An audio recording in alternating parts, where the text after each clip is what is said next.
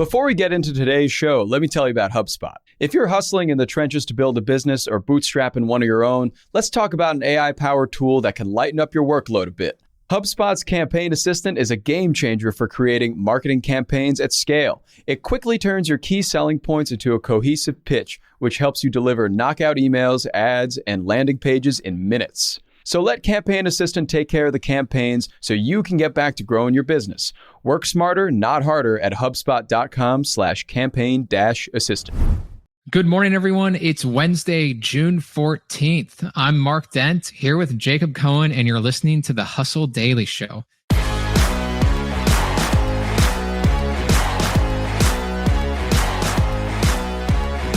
Today, we're going to talk about the marriage of Silicon Valley and the spice aisle. That's right. There is a little bit of AI influence on your sandwich, your burrito, your eggs, your barbecued chicken. And that's because McCormick is pretty into big tech. But before we start talking about all of that, let's just run through what's happening in the world of business and tech. First off, there's good news for people who don't like high prices. The Consumer Price Index, which is a proxy for inflation, rose 4% year over year in May. Now that's still high and still not great, but it's the lowest level we've seen in the United States since March 2021. And it's about half of the year over year inflation rate that we saw last June. So energy prices were a big reason for this decline in inflation. Gasoline prices dropped nearly 6% from April to May. But there's also bad news. Grocery prices continue to rise nationwide. Food is one of the biggest reasons why we're still seeing inflation go up. Ice cream costs, for instance, they went up 8%. Another factor we're seeing in this continued inflation is used car prices. They were up 4.4%.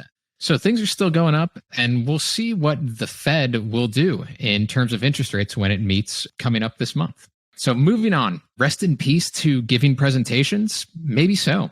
AI startup Synesthesia, whose software turns text into videos of realistic human avatars that can give presentations in 120 languages, just notched a $1 billion valuation. Speaking of billions and bills, Oracle founder Larry Ellison has now moved up to 4th place on the Bloomberg Billionaires Index. His net worth is $129.8 billion, and he passed Bill Gates' $129.1 billion. Moving on to your kitchen, there's some financial problems happening in the leftovers space. The parent company for Instant Pot and Pyrex filed for bankruptcy this week, and Tupperware faces a potential delisting. Finally, Toyota's next electronic vehicles, due in 2026, will have a range of approximately 621 miles, thanks to new batteries and sonic tech. So what that means is if you're traveling from New York, you could get almost all the way to Charlotte, North Carolina without a charge. Most electric vehicles these days currently offer 350 or so miles, meaning that if you were traveling from New York, you could barely get to Richmond, Virginia.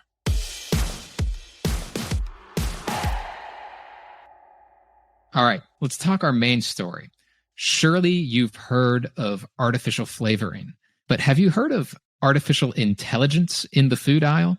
It turns out that big tech has been playing a big role in the spice aisle for the last few years, specifically with the brand McCormick, which is known for, among other things, being the company that owns French's, Frank's Red Hot, Cholula, and many other spices and sauces. So Jacob, what's going on here? Like, why is McCormick acting like a tech company? Yeah, it is interesting. And I was just thinking before we sat down here, we're also caught up in big tech. Yes, we always are. ChatGPT, media, and other aisles of innovation.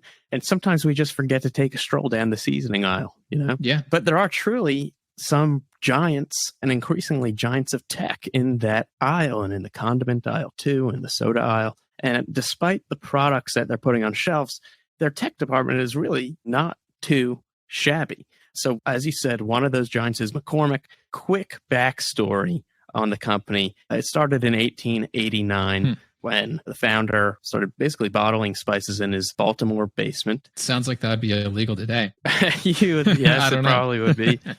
In classic entrepreneurship storytelling fashion, let's just skip the next 120 years. Fast forward to 2022. The McCormick Company made $6.35 billion in sales. And as Ben wrote in the newsletter, that's when you cue Lee Greenwood's God Bless the USA. Wow, so $6.35 billion in sales. Yes, it's pretty crazy. A striking thing about this company, other than the spices signature red caps, its vast portfolio of flavoring goodness, French's, Frank's Red Hot, Cholula, and I know you'll appreciate this specifically. Have you seen that great meme of someone who crossed out the word curry on a bottle of McCormick curry powder and wrote LeBron?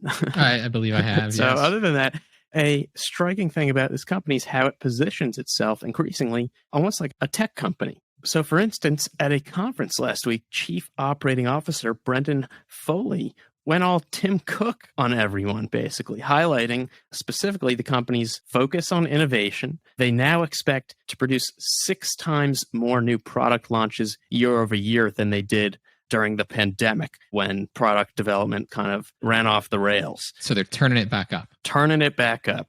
He also highlighted the company's focus on design. They have updated packaging that preserves freshness with so-called nitrogen flushing procedure and tighter sealing snap cap, not too shabby, and iteration too. So with increased home cooking continuing in this post-pandemic era, with higher volume spice sales increasing 20% year over year, McCormick is now testing larger bottles. So larger bottles, potentially new products, more than we've seen the last couple of years at least. And it seems that one of the ways that McCormick is at least maybe testing out some of these potential new innovations is through artificial intelligence. Yes. So as Ben wrote in the newsletter, none of this tech mindset in this seasoning company should be surprising, because this company was actually early to the AI party. Like early, like before we knew what ChatGPT was, it sounds Way like. before ChatGPT was a thing, Yeah. or at least publicly a thing. Right, publicly a thing. Back in 2019,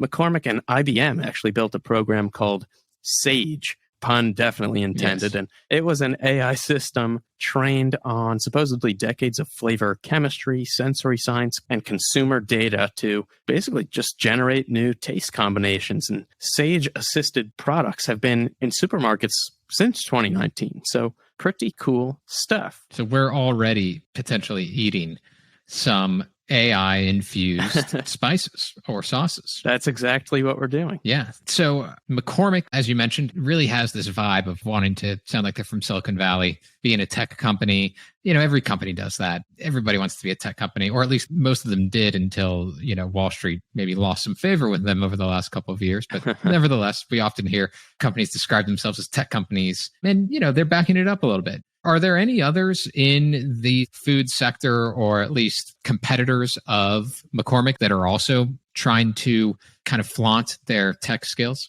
Yes. We spoke, I think, a few weeks ago about interesting technology being developed by Heinz, for instance, another pantry giant, which has also been around for well over a century. They recently debuted something called the Heinz Remix, which, if you've seen one of those fancy-looking Coke vending machines with the big touch screen, Oh, yeah. and you can make all those different Coke combinations, it's Heinz's version of that. Oh, of the Coca-Cola Freestyle. Yes, of the Coca-Cola Freestyle machine. So it is a customizable sauce dispenser, basically, with a touch screen that allows you to create more than 200 potential sauce combinations. I'm a big condiment guy, and this is like a dream come true. Have you used one? I haven't used it. I'm not sure if it's even publicly available yet. Oh, that's right. They're still just testing this one yet for the actual sauces. Yeah. And I have a feeling it could be a little more complicated. Exactly. So I have a feeling it could be a little more complicated. I have a feeling there will be some upkeep and cleanliness issues. Yes. But I'm going to keep my hopes up. Now, what's cool about these products is, as much as they might sound like it, they're really not meant to be, you know, buzzy kind of PR campaign material. Mm-hmm. Coke's Freestyle machine, for instance, can now be found in more than 50,000 locations, like McDonald's and at AMC theaters, according to CNBC. And Kraft Heinz, for one, is working hard also to push its products outside the home and into places like airports, restaurants, even schools. So here's another way to do that. But more interestingly, like Coke, Heinz can use data from these machines, and like McCormick, basically as market research for new sauce products it can bring to stores. And I think it's pretty smart. But as I said, I can see this machine specifically having some cleanliness issues, but I'm going to give them the benefit of the doubt, and I will definitely try to use it. Okay. All right. One more question. What's your go-to sauce, Jacob? Oh, this is not purchase advice. I have no connection with the brand, but I am a Sweet Baby Ray's fan through and through. Okay. Okay. There it is. Sweet Baby Ray's barbecue sauce. Yeah. Classic. It's always good. Yeah.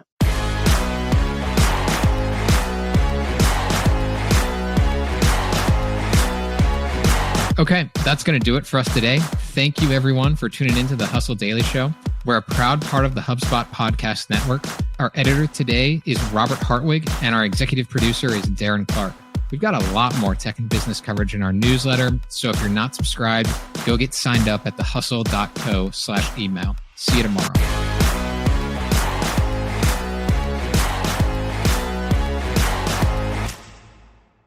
Let me tell you about a show that I've been loving lately. It's called Entrepreneurs on Fire. It's hosted by the incredible John Lee Dumas. It's available now on the HubSpot Podcast Network. Entrepreneurs on Fire stokes inspiration and shares strategies to fire up your entrepreneurial journey and create the life that you've always dreamed of. I'm a big fan of this podcast. It has energy, it has value, and it's all about learning about entrepreneurship. I was just listening to an episode the other day. JLD interviewed Jay Rogers, who was such a wealth of information. He kind of went into how entrepreneurship chooses you. You don't necessarily choose it, and that failure only happens when you stop trying to win. A lot of gems in this one, so I highly recommend checking out that particular episode along with the rest. So go listen to Entrepreneurs on Fire wherever you get your podcasts. Hey guys, if you listen to the Hustle Daily Show on Google Podcasts, we want to let you know that the option will no longer be available pretty soon. Google is sunsetting its podcast app sometime in early 2024 in favor of YouTube Music, and we want to give you a heads up before it's too late, since that time's almost here. The Hustle Daily Show is available everywhere and anywhere that you listen to podcasts, like Apple Podcasts and Spotify. If you're using YouTube Music, we are there as well. If you're an Android fan, there are plenty of apps like Overcast, Pocket Casts, Player FM, and more. So just search for us wherever you decide to listen to your favorite podcasts.